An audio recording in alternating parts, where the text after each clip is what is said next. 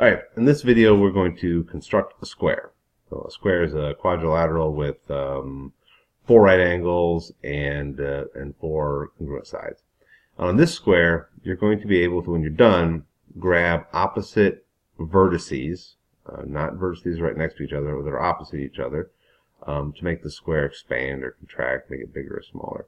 Essentially, we've got this the C and B that you see there are going to be 2 of your vertices, and the other 2 are going to be, well, here we go. We're creating a perpendicular bisector. We've done this before. And we're going to cut that circle right in half, going through point A perpendicular to BC, and then I'll mark the places where that perpendicular bisector cuts through the small circle on the inside, and those will be the other 2 vertices, the other 2 corners of the square. So, alright, so stretch this around a little bit. Now we're going to, playing with it. I don't know, it's been a while since I made this. I was thinking about something when I did it. Like, this is what I'll say when I do the video. But I forgot what it was. Alright, so I cut it down the middle there. Now I'm going to mark the points using my intersect tool. Oh, yeah, and for some reason I tried that and it didn't work. The intersect tool did not like my custom-made line tool, so I actually put a point there. So now I have the 4 corners of my square, C, H, B, and I. And then we're just going to draw segments. There's 1, 2, 3, and 4. Oh, I forgot. Yeah, we're not dragging the square by its back 1 corner in the center. Alright, so I can grab the center of the square. I can drag the side of the square. Let's get rid of some of this junk right here that I don't want to look at. We're just going to hide these extra circles.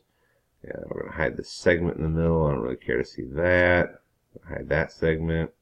Yep, hide these points because they're not really part of our construction. We're not deleting them, by the way. We're just hiding them. You just unclick the box that says Show Object. Alright, get rid of all these extra lines. By the way, when you do yours, I want to see you get rid of all this stuff too. It's just visually annoying, and I don't want to look at it. So if I look at your drawing, it's like full of all this junk, then you're going to have to start over again. Okay.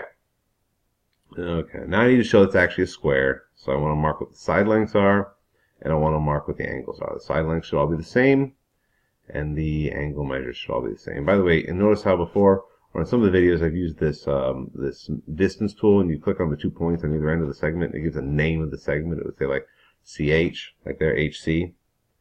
So you can do that, or you could just click on the segment itself, and it will just give the segment its length, but it doesn't give its name, which is fine. So I'm going to mark the angles. You can see that they are all 90-degree angles. Looking good. And just to mark the angle, you just kind of choose the angle tool and click around the angle, the 3 points on the edges that go on the angle. And kind of make the square a little bigger here and separate my labels out so they're all pretty clear.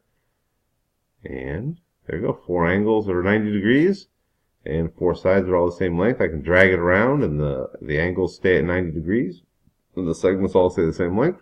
Looking good. So I should be able to do this with your square. Your square should look pretty much exactly like this, except it might be bigger or smaller. But I should see all the angles marked, I should see all the sides labeled, and I should be able to grab it by the center or one of the vertices on the edge and make it bigger or smaller and play around with it. If I can do all that stuff, it looks like this. You get your points. Good luck.